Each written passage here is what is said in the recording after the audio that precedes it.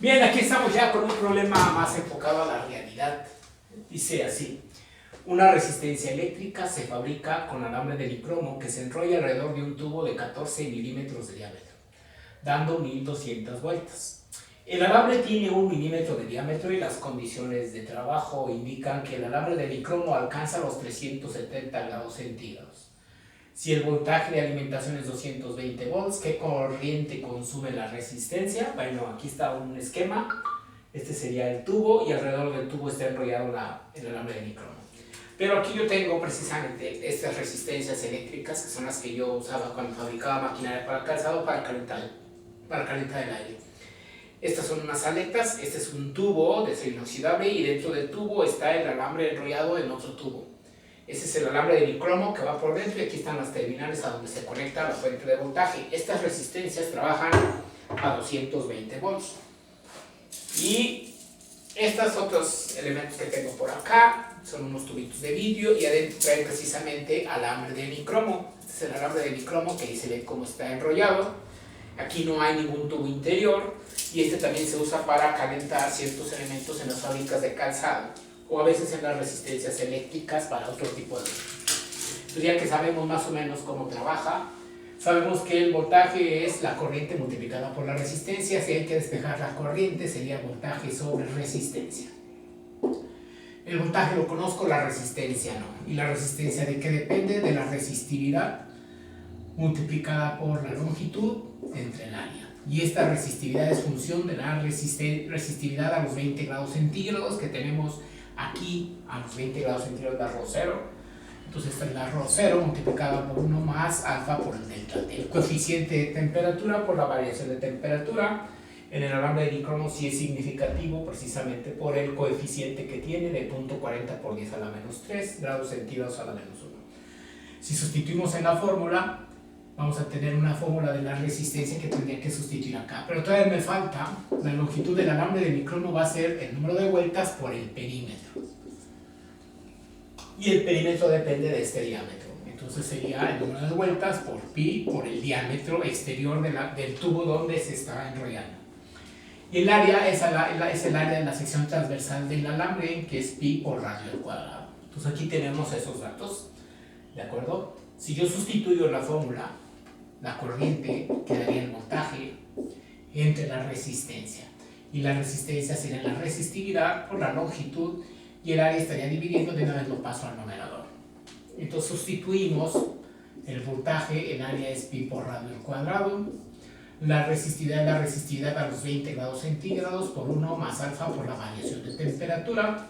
Estamos aquí sustituyendo la resistividad para la temperatura de trabajo. Y la longitud va a ser el número de vueltas por el perímetro por pi por el diámetro exterior del tubo donde se enrolla.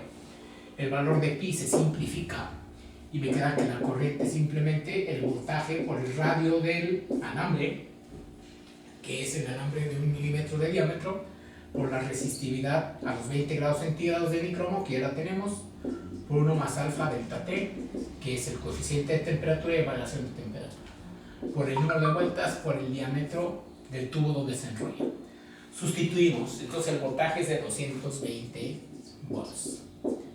El radio es el radio del alambre y el alambre es de 1 milímetro de diámetro, o sea, 5 por 10 a la menos 4 metros.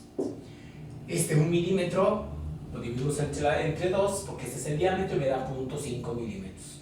0.5 por 10 a la menos 3 es lo mismo que 5 por 10 a la menos 4 en metros, pero va a ir elevado al cuadrado.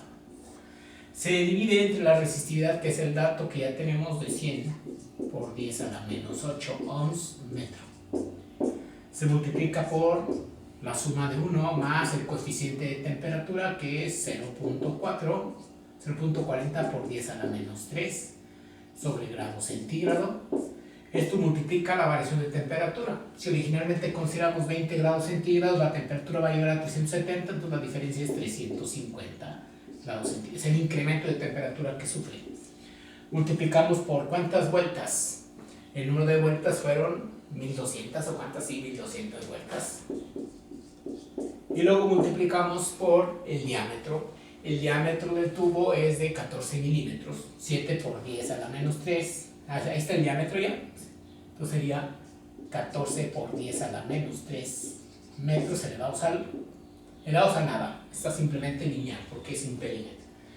Efectuamos operaciones, entonces yo haría 220 por 5 por 10 a la menos 4 elevado al cuadrado, y esto me da 55 por 10 a la menos 6. Luego, lo dividimos 100 por 10 a la menos 8, y lo abrí paréntesis, abro otro paréntesis, 1 más punto 4 exponente menos 3 por 350, cierro este paréntesis, por 1200 por 14 por 10 a la menos 3, y cierro el otro paréntesis, y esto me da 2.87.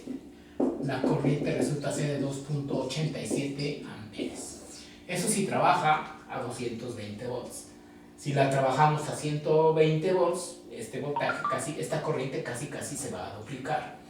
Para quienes tengan dudas de las unidades, estos grados centígrados se van con el grado centígrados del coeficiente de temperatura, y esto resulta un número adimensional. Metros por metros son metros cuadrados que se simplifican con los metros que se llevan al cuadrado, y volts sobre ohms me va a dar metros. ¿De acuerdo? Estos metros por metros para los metros cuadrados y se simplifican.